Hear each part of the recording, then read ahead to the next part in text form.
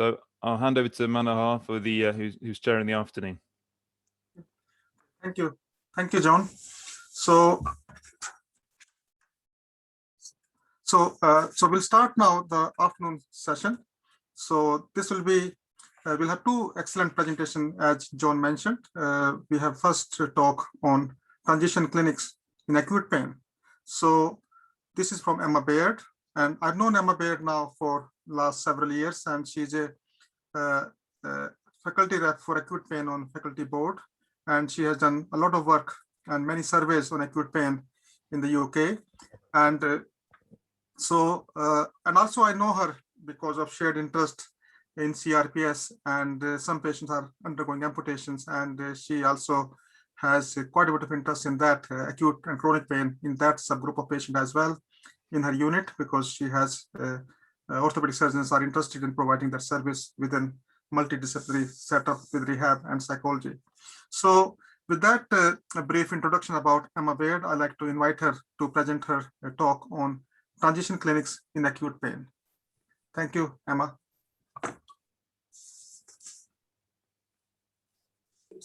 Right, can you hear me? So, yeah. Can you see my screen more importantly? Yes, yeah. I just need to make it play. There we go. So my talk today is actually about my major trauma transitional clinics. I think the way forward for inpatient pain and chronic pain, the divide is going to be these transitional clinics. The reason why I originally set up the one for our major trauma patients was a funding thing. So there is a lot of funding associated with having a major trauma service, and that was the one thing I could get funding to get a transitional pain clinic in, but it's a start.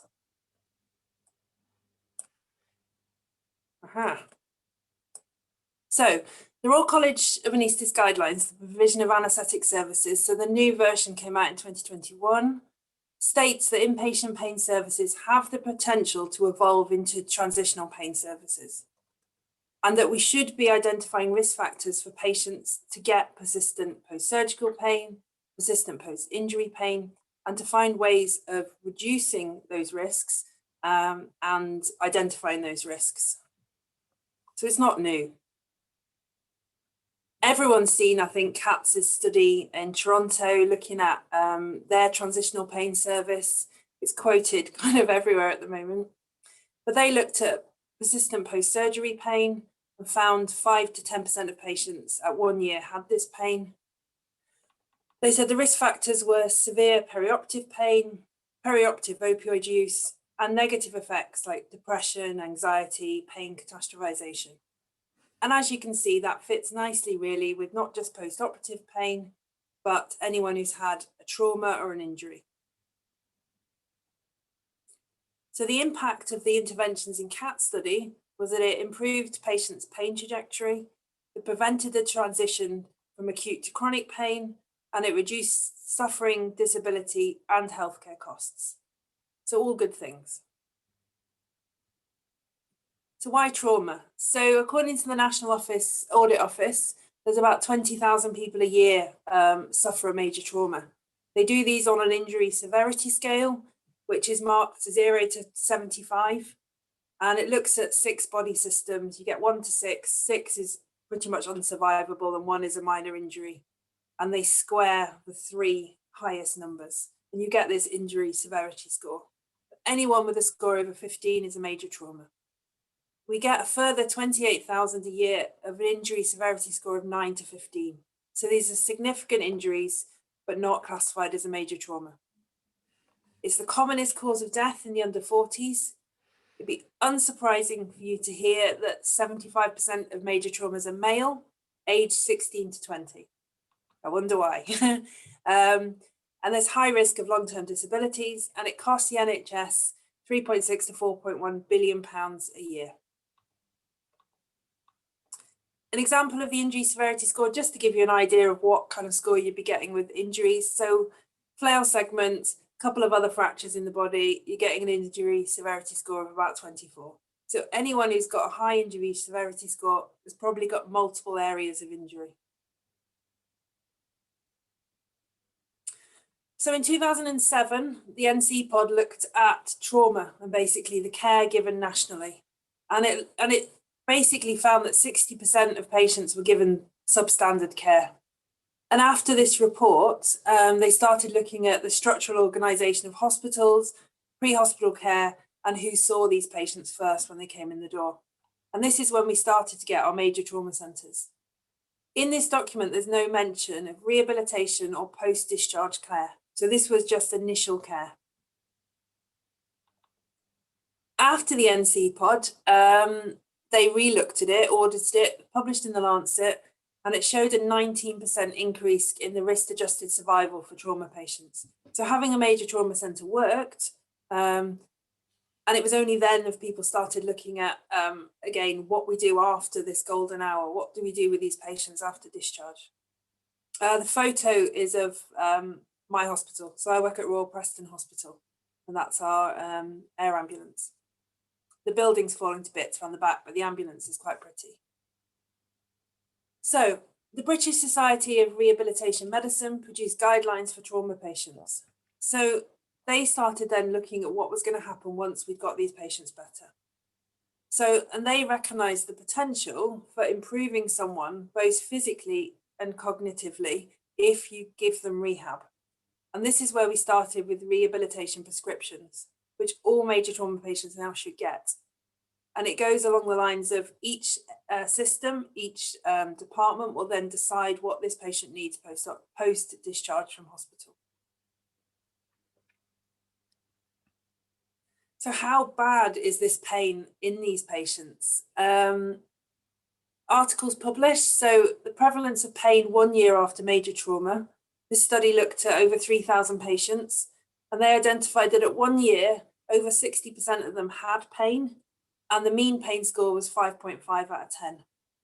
Again, this fits in with persistent post-surgery pain, that it was higher in women, it was higher in people with pre-existing depression. It was also higher on people that have pre-existing chronic pain. So these are patients now with what you'd call persistent post-injury pain. And they concluded in the study that earlier and more intensive interventions were required. How to predict these patients? Again, it really fits with all the work that people are doing on transitional pain and persistent post-surgical pain. These are the same patient groups that are getting persistent pain post-injuries. So prevalence of pain in this study at 6 months was again over 60%. Worryingly, 28% of them were still on opioids at 6 months, and there was a high rate of associated psychological issues. Their risk factors they identified being female again, pre-existing chronic pain, having a high intensity of pain in the acute period, opioid use in hospital, higher injury scores, and again, the depression, the anxiety, the catastrophization. None of these are new. This is all what we've already identified as risk factors for persistent post-operative pain. This is the same patient group that are going on to get chronic pain after an injury. A big thing at the moment is persistent post-operative opioid use. So we know that anyone who takes opioids over 90 days are now classified as that being a persistent issue. And looking at the various studies available, you get an incidence of between 0.1 and 26% if you're opioid naive, and much higher if you've had previous opioid exposure. So this is what we know from the post-operative population. When you look at the number of major trauma patients that undergo surgery, it's actually quite high. So about 55% of all major trauma centre patients in the UK will require operative treatments. And the majority of those are neurosurgical or orthopaedic. The numbers don't match because some people obviously end up with 2 surgeries from different specialties. Now, the risks for long-term opioid use, so from the study from the CDC in the US, were the use of MR opioids, repeat prescriptions, and the duration of that prescription. I put this in because it's useful, because at clinic, from previous studies and from our clinics, we found that patients were still taking MR opioids several months after their injuries. So finally, this is our MDT. It was pre-COVID, this photo was taken, so obviously we're standing very close to each other. We see patients, trying to see them 3 months post-discharge. It depends on how busy the major trauma specialist nurses are, because they phone all our trauma patients post-discharge. And as part of that phone call, they identify the need for them to come back to our clinic. So we try and see them within 3 months, but we have seen people up to a year after they've been discharged. They fit for a call if they've been part of the TARN audit. So they've been in hospital for more than 48 hours or were admitted to intensive care, and they've got an injury severity score above 15.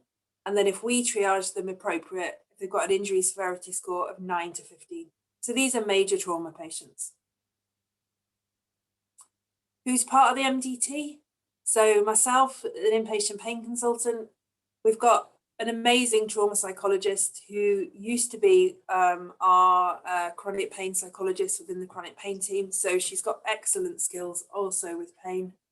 We've got the lovely rehabilitation consultant, major trauma specialist nurses. Headway are a bit of an amazing charity that I'll have a chat about after this slide. And we do have consultant orthopedic input if needed. We spread ourselves across 2 rooms. So it's myself and Amy, the psychologist, in one room. She's most definitely the brains of the outfit. And in the other room is the rehabilitation consultant and the major trauma specialist nurses, and Headway, when they're allowed back on site post-COVID, join them in the room. So Headway are a great resource, and I think a real kind of positive part of our clinics.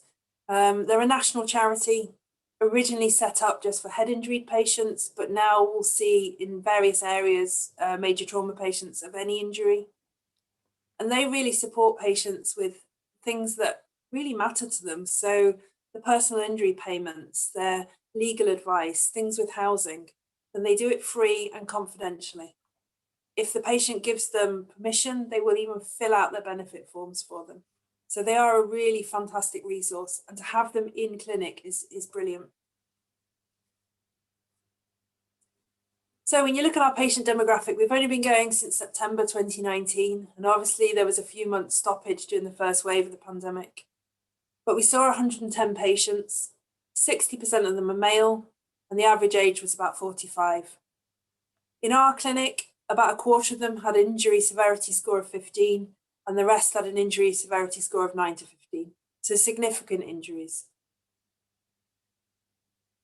We do a pre-attendance questionnaire, and we actually use a lot of the questions that the chronic pain team use. We kind of stole it off them. So we do a brief pain inventory, and as you can see, patients are scoring really high for having pain, and that pain affecting their daily function.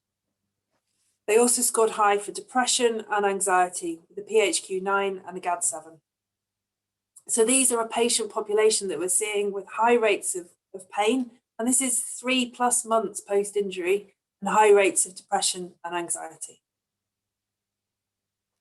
So actually in the clinic itself, 76% of our patients have persistent pain. This is after 3 months after their injury. The average pain score when we saw them in clinic was 5. And what I do in clinic is if there's things I can change in clinic, I can initiate treatments. And if it's something I think is going to become a real problem to be continued to be needed to be seen for pain, I refer to my fantastic chronic pain colleagues. And I refer about 17% of all patients that I see into chronic pain services.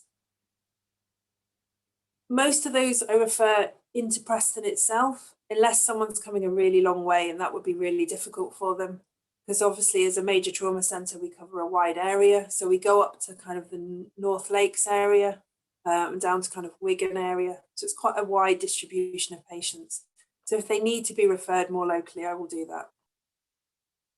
I've noticed a high rate of chronic pain, persistent post-injury pain in patients with rib fractures. And that probably fits really well with what we know about persistent post-operative pain in patients that have had thoracotomies. That patients with chest injuries or chest surgery have high rates of pain. And obviously, if someone's got high rates of anxiety and depression, obviously their pain scores were generally higher. And this fits with all the things you're seeing in chronic pain clinic. Opioids. So 83% of our patients are discharged on opioids. The worrying thing was that nearly 40% of them were still on those opioids when they were followed up. The range was 3, I don't know who was on 3, that's a ridiculous amount, but up to 110 milligrams. And okay, so we're currently below faculty recommendations for a 24-hour oral morphine equivalent dose, but I think that's still high considered the injury was more than 3 months ago. And either we're not treating their pain properly and there's other ways to treat it, or these are people that have been stuck on an opioid and never reduced. And that's the worry. So our outcomes overall, we're a one-stop clinic, so we do refer on. And it's important to recognise that these onward referrals are people that haven't had their referrals sorted out whilst they were an inpatient. So actually, people in an ideal world should have their rehab sorted, should already have psychology clinics sorted for afterwards. So these are people that really missed the boat. So 73% of our patients ended up with onward referral. The majority of those were rehab, and as a major trauma centre and a neurosurgical centre, quite a lot of those are neuro rehab, things like helping people with memory and function loss post head injury. But it could just be also rehab after a limb trauma, spinal trauma. A third of patients needed psychological therapies, and luckily that's given by Amy and the rest of her team, so she can book them in for their clinic appointments when they come to this clinic. So that's quite a seamless service. 20% of them needed headway, and again, that's mostly helping them with benefits and advice on with personal injury payments. 17% that I refer to chronic pain services, and then a further 9% we refer back in for further surgery, further surgical inputs or imaging. So they need more CT scans, X-rays, MRI scans, etc. The thing that I find most helpful from our clinic and that makes me most happy is that so far we've got 100% patient satisfaction. We give them a sheet at the end and ask them to grade us out of 10 to see if they think we're any good. And also we leave them a blank bit to fill in to say, is there anything we could change? We're relatively new. We want to make this useful for you. And so far we've had really positive feedback. And I think there's definitely a massive untapped need out there.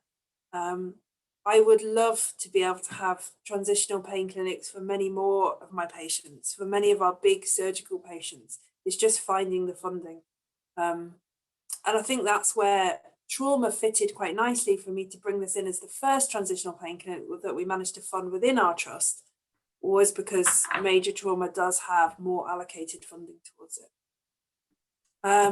So ways of getting it. So again, business plans, it's always business plans.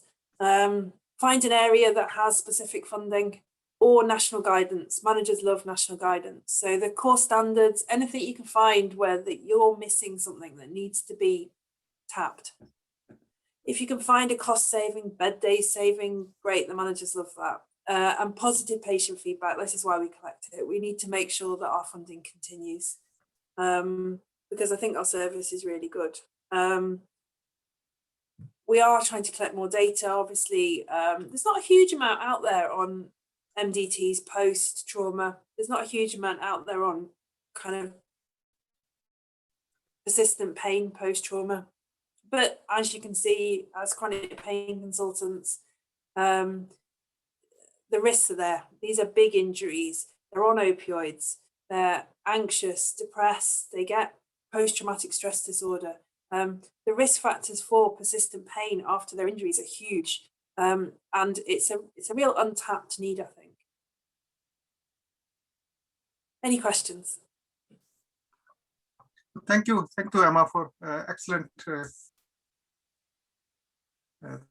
Thank you for the excellent overview. So I can't see anything on the chat, so I just messaged.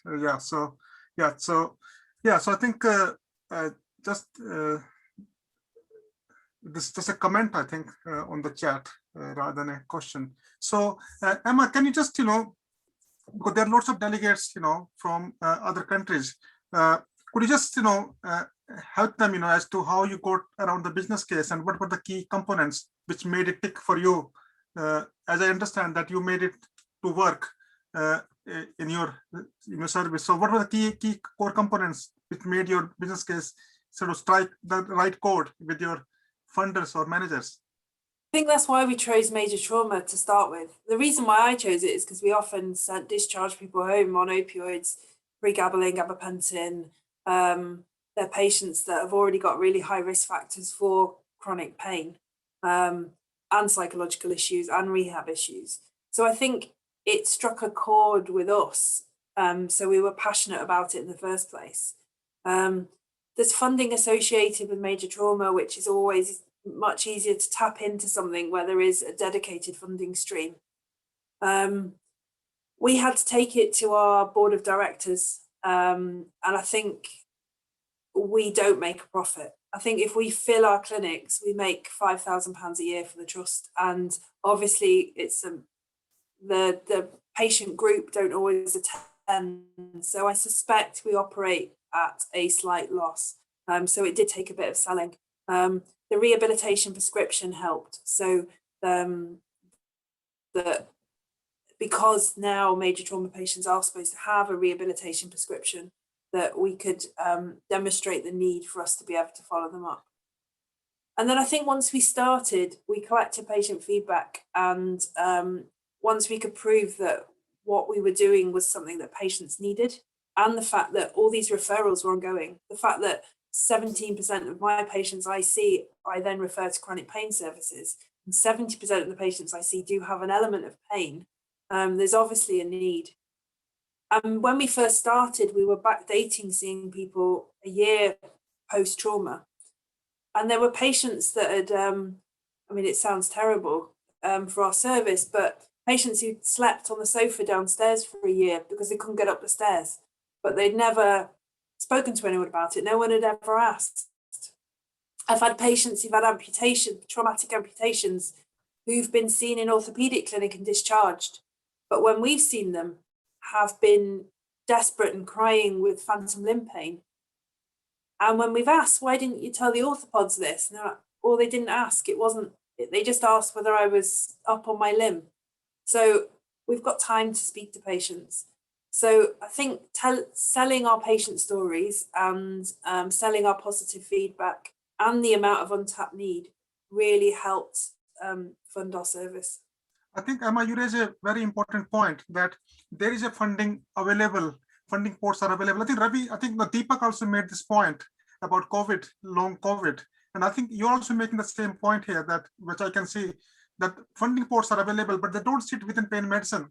They sit within different services like spinal services, or they may be sort of gynecology, mesh services, or as you said, like a trauma services, or mental health. So I think you make a very valid point. So what I see is that when you did a business case, again, coming back to that, did you have then your orthopods and rehabs also with you in the business case to make a case? Yeah, so we used our major trauma leads, Absolutely. Which is one of our ITU consultants and one of our orthopedic consultants, and they both fought our case. You can't do it on your own. And I think pain medicine, unfortunately, is kind of a Cinderella service, especially inpatient, but I suspect it's the same for chronic, that often the need isn't seen by the managers. It's something that they think is optional. Thank you. Thank you, Emma. I think this is really, again, you've shown that, if you are sort of careful, you keep your eyes open, you see where the opportunities are, you make good connections, links with those disciplines, and then you can push forward your case. I think you've done really, really well. Thank you for that. And there's a question come up, do you use erector spinae blocks for multiple rib fracture pain patients? We use rectus sheath, we use paravertebral blocks for them. It was just when we started, that was what our regional anaesthetists were happy doing. And we've actually got a pretty effective rectus sheath service going on at the moment. We unfortunately can't do a lot of them out of hours, but we do offer them during the day, at the weekend, and during the week. And we are happy with that so far. But again, it's whatever you can get people to do.